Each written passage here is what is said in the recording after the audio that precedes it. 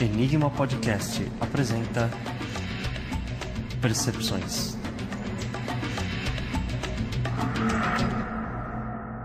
Olá, ouvintes do Enigma. Hoje vamos conversar sobre apometria com a Camila Sampaio, que é também terapeuta de vidas passadas e trabalha com florais. Olá, Camila, tudo bom? Tudo bom, olá a todos. Camila, o que é a apometria e como ela surgiu? A apometria é uma técnica de desdobramento dos corpos sutis. É uma técnica, então ela pode ser usada com qualquer base, né? No caso, ela é mais usada com base espírita e umbandista. Ela surgiu em 1965 em Porto Alegre com o Dr. Lacerda, lá no Hospital Espírita de Porto Alegre. Ele começou a pesquisar junto com a esposa, com a dona Yolanda, que ainda é viva, ele já é falecido, e ele sistematizou várias leis, vários procedimentos para aprofundar o tratamento espiritual, né? Isso está no primeiro livro dele, que é Espírito e Matéria, e o segundo tem mais casos, que é Energia e Espírito. São os dois livros que ele publicou. Hoje em dia existe uma média de umas 50, 60 casas pelo Brasil. O movimento é mais forte no Sul, em Santa Catarina e Rio Grande do Sul, e está subindo para São Paulo e para o Nordeste. Aqui em São Paulo a gente tem 20 casas atualmente. E ela se desenvolveu a partir das pesquisas do Dr. Lacerda, e hoje quem mais pesquisa, além do pessoal que o Dr. Lacerda formou, é o Godinho, né, que tem 7 livros publicados, e faz os cursos aqui em São Paulo também para formar mais pessoal. Aqui no Espaço Aurinha a gente tem o Grupo Marraidana. O Grupo Marraidana tem atendimento a público e tem curso também para quem se interessa em se formar trabalhador. E ela envolve outras ciências e terapias também, Camila? Quanto mais base o apômetra tiver em diversos tipos de terapias, melhor, mas não necessariamente. Tem pessoas que trabalham, são bancárias, advogados, médicos e trabalham com apometria. Na verdade, o que mais importa é comprometimento para estudar, porque é complexo, são vários procedimentos mais para o lado da física quântica, né? Tem toda uma lógica de raciocínio que a pessoa tem que pegar, né? Mas isso não necessariamente ela precisa ser terapeuta. Aqui no espaço, como a gente baseia bastante na parte terapêutica. A gente dá retorno para a pessoa, conta tudo o que foi feito, sempre treinando trabalhadores que tenham sensibilidade para fazer isso, né, para falar uma coisa informativa, mas não chocante, né, não polêmica. Mas muitas casas não fazem essa parte, simplesmente atendem, não dão retorno, aí depende do procedimento da casa. É isso que eu ia te perguntar, se a pessoa precisa ter uma certa sensibilidade mesmo para trabalhar com isso. Então, na apometria a gente trabalha em dupla, são médiums e doutrinadores. Então, o médium vai desenvolver a mediunidade, precisa ter a sensibilidade. O doutrinador não necessariamente, tem doutrinadores ótimos que usam a técnica, né, e não aprofundam na parte mediúnica. E que problemas podem ser trabalhados com a apometria? Com a apometria, praticamente qualquer problema. A única questão é que a pessoa tem que querer o tratamento. Até tem casas que atendem à distância, sem conhecimento, mas aqui no grupo a gente só atende presencial, né? Então pode tratar problemas físicos, óbvio que vai estar tratando a parte espiritual dos problemas físicos, né?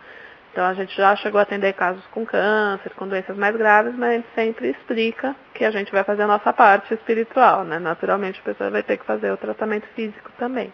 Trabalha muitas questões emocionais, a gente tem muita procura por pânico, depressão, questões afetivas. Na verdade, assim, como a apometria vai estar tratando obsessores, vidas passadas, aparelhos magnéticos, entidades obsessoras, ela vai estar abarcando um leque muito grande de sintomas. Então, tem pessoas que procuram para trabalhar a parte profissional, que está empacada, tem pessoas que procuram também por questões familiares, né, para se resolver com mãe, pai. Então, na verdade, vai estar sendo feito um mapeamento com os médiuns do que está causando aqueles problemas. E como é feita essa sessão de apometria? A gente recebe a pessoa, pede para ela preencher uma ficha. No meu grupo, a gente faz agendamento por e-mail. Então, quando a gente recebe, a gente já tem uma prévia, mais ou menos, do que a pessoa está passando. Ela explica para o grupo, né? O grupo normalmente tem média de 7, 8 pessoas. Então, quando ela chega, ela explica o que ela está buscando, o que está acontecendo com ela. ela abre o Evangelho ao acaso, eu dei um trecho, né? Normalmente o trecho que sai tem tudo a ver com o problema que ela veio buscar, e a gente orienta que leia depois em casa, reflita. E aí o grupo começa a atender. Atualmente a gente está até com uma pessoa que fica trabalhando terapeuticamente com a pessoa que está sendo atendida enquanto a gente trabalha. O grupo, cada dupla de médium e doutrinador vai pegar a média de 1 a 2 vidas passadas, obsessores ou o que quer que seja. E vai tratar, doutrinar com as técnicas. Essas técnicas, elas envolvem... A apometria tem 13 leis, né? Essas leis falam de como manusear a energia para resolver o problema de uma forma mais rápida. Então a gente pode, no caso de um espírito, a gente pode levar ele para o passado, levar ele para o futuro. A gente mostra muito para o espírito, ao invés de ficar na doutrinação clássica de convencimento, a gente mostra para ele o que está acontecendo. Olha, você está junto com essa pessoa por X, Y, Z, se você continuar vai acontecer tal coisa, olha como está teu corpo, mostra com o espelho. Então a gente tem, assim, digamos, uma doutrinação mais direta ao assunto, mais objetiva. Tem críticas à apometria que falam que a apometria não respeita o livre-arbítrio do obsessor. A gente respeita, só que na verdade a gente dá mais elementos para ele analisar, entendeu? Ao invés de ficar aquela coisa de doutrina, de volta daqui a 2 semanas, doutrina de novo e tal, é uma coisa mais, bom, a situação é essa, a gente mostra mais direto. Então, isso falando de obsessores. Pode acontecer da pessoa estar com desarmonia das vidas passadas dela. É comum, dentro do que a gente chama de auto-obsessão, uma pessoa ter uma vida passada que a própria vida passada é contra o que está acontecendo com ela hoje. Então, vamos supor, a pessoa briga com a mãe, tem lá problemas com a mãe, e em vida passada as duas se odiavam mesmo. Essa vida passada que elas se odiavam pode estar influenciando hoje em dia, no sentido delas continuarem brigando, delas não se resolverem. Então, nesse caso, além de tratar, além de ter a parte de drenagem de energia, de noção de lei de causa e efeito, a gente também tem que fazer harmonização com a pessoa atual, porque, na verdade, é uma briga interna.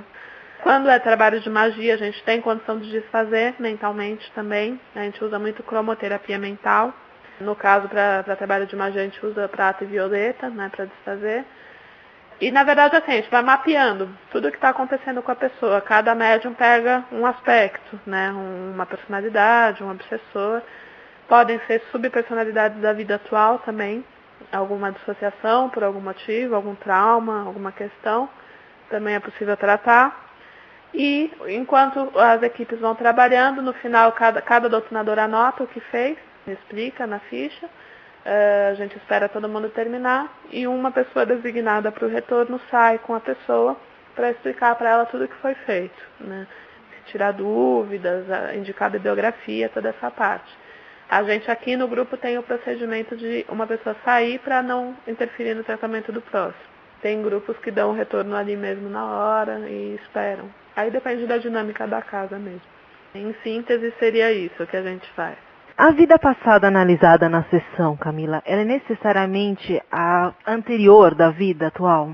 Não. É muito comum a anterior trazer uma carga mais forte, né? Porque cronologicamente ela é a mais recente. Mas não necessariamente. Muitas vezes pode ter sido uma vida comum que não aconteceu nada demais. A gente vai trazer para tratamento as que mais estão causando problema, as mais top de linha, assim, que estão causando mais desarmonia. Isso também interfere no número de sessões, porque se a pessoa está com poucas vidas, chefes, né, causando mais problema, às vezes uma sessão já agiliza bastante. Depende da complexidade do problema, do número de vidas que aquilo aconteceu.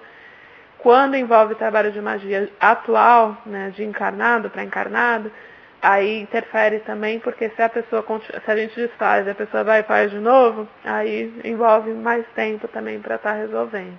E quantas sessões em média são necessárias? É feito um acompanhamento maior? A pessoa volta para fazer uma outra sessão depois daquela primeira? Idealmente, o acompanhamento seria a cada 2 meses. No caso, a gente está com uma sobrecarga, porque tem poucos grupos trabalhando mesmo em São Paulo.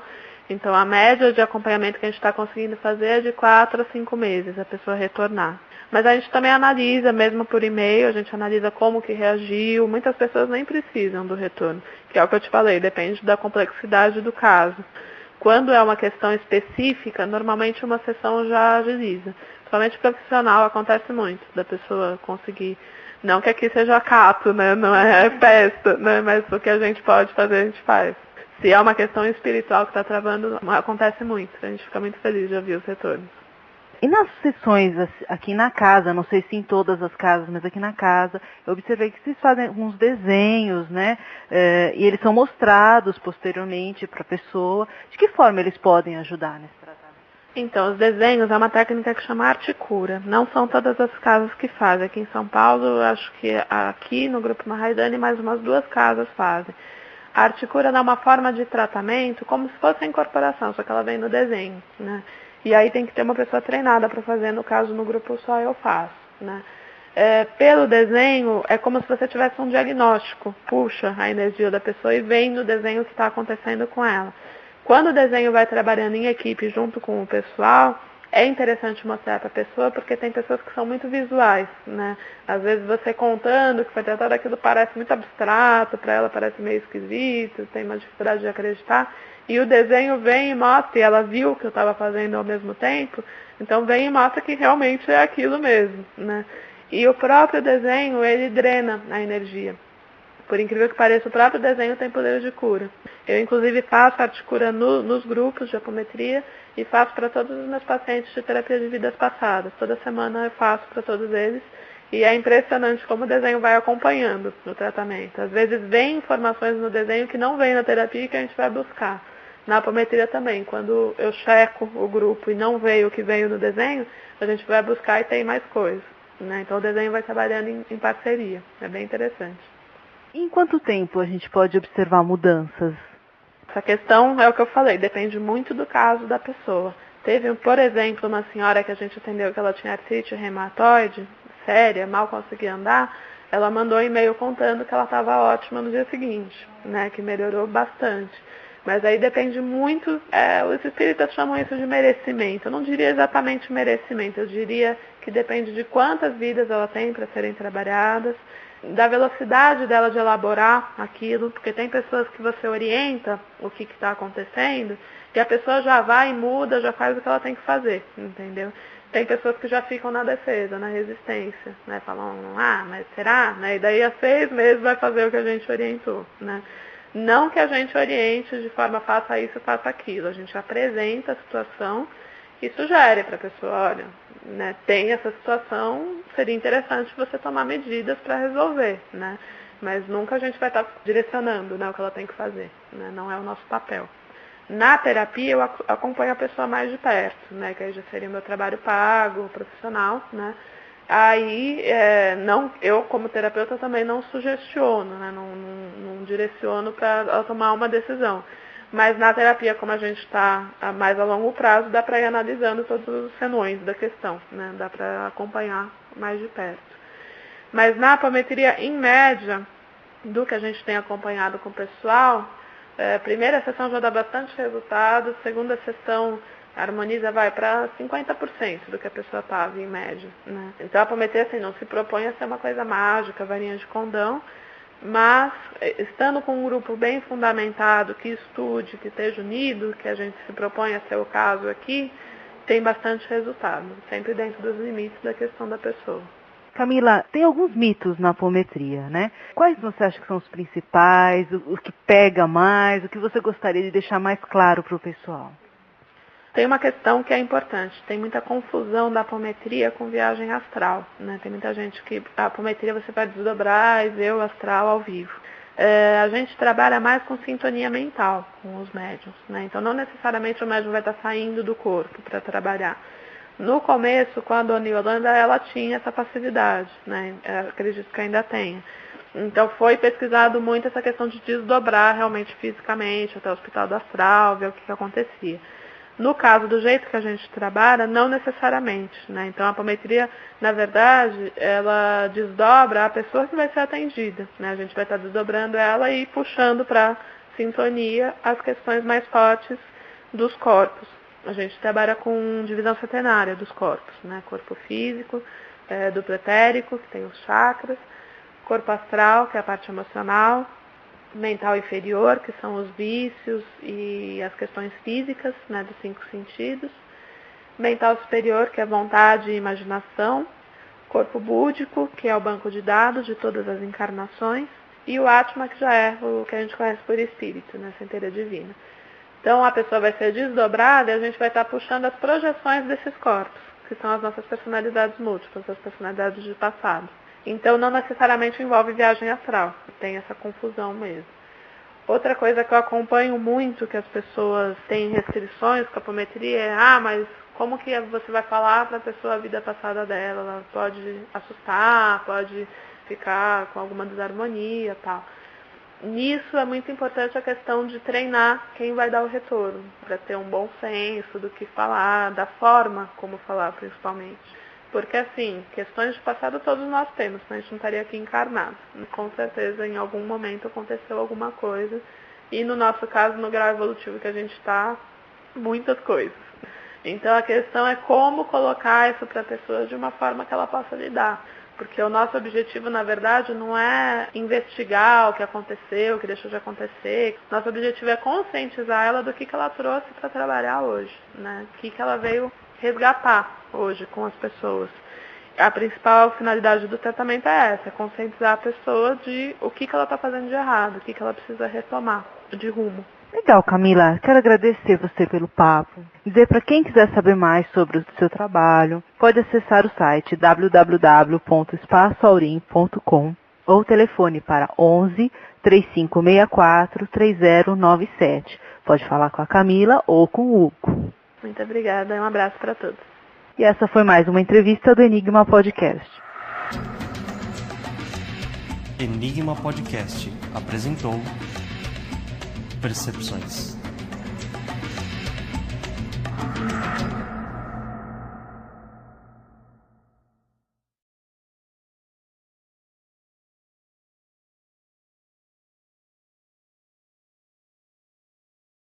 Se ela tiver em diversos tipos de terapias, melhor, mas não necessariamente. Tem pessoas que trabalham, são bancárias, advogados, médicos e trabalham com apometria. Na verdade, o que mais importa é comprometimento para estudar, porque é complexo, são vários procedimentos mais para o lado da física quântica, né? Tem toda uma lógica de raciocínio que a pessoa tem que pegar, né? Mas isso não necessariamente ela precisa ser terapeuta. Aqui no espaço, como a gente baseia bastante na parte terapêutica. A gente dá retorno para a pessoa, conta tudo o que foi feito, sempre treinando trabalhadores que tenham sensibilidade. Ela surgiu em 1965 em Porto Alegre com o Dr. Lacerda, lá no Hospital Espírita de Porto Alegre. Ele começou a pesquisar junto com a esposa, com a dona Yolanda, que ainda é viva, ele já é falecido, e ele sistematizou várias leis, vários procedimentos para aprofundar o tratamento espiritual, né? Isso está no primeiro livro dele, que é Espírito Matéria, e o segundo tem mais casos, que é o Energia e Espírito. São os 2 livros que ele publicou. Hoje em dia existe uma média de umas 50, 60 casas pelo Brasil. O movimento é mais forte no Sul, em Santa Catarina e Rio Grande do Sul, e está cidade para fazer isso, né, para falar uma coisa informativa, mas não chocante, né, não polêmica. Mas muitas casas não fazem essa parte, simplesmente atendem, não dão retorno, aí depende do procedimento da casa. É isso que eu ia te perguntar, se a pessoa precisa ter uma certa sensibilidade mesmo para trabalhar com isso. Então, na apometria a gente trabalha em dupla, são médiums e doutrinadores. Então, o médium vai desenvolver a mediunidade, precisa ter a sensibilidade. O doutrinador não necessariamente, tem doutrinadores ótimos que usam a técnica, né, e não aprofundam na parte mediúnica. E que problemas podem ser trabalhados com a apometria? Subindo para São Paulo e para o Nordeste. Aqui em São Paulo a gente tem 20 casas atualmente.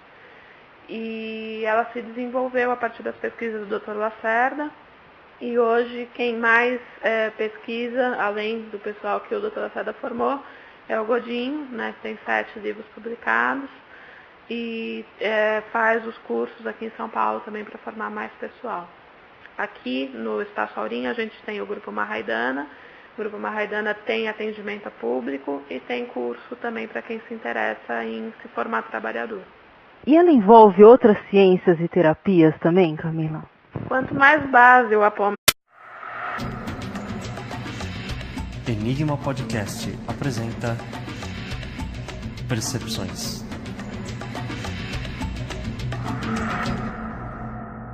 Olá, ouvintes do Enigma. Hoje vamos conversar sobre apometria com a Camila Sampaio, que é também terapeuta de vidas passadas e trabalha com florais. Olá, Camila, tudo bom? tudo bom? Olá a todos. Camila, o que é apometria e como ela surgiu? Apometria é uma técnica de desdobramento dos corpos sutis. É uma técnica, então ela pode ser usada com qualquer base, né? No caso, ela é mais usada com base espírita e umbandista.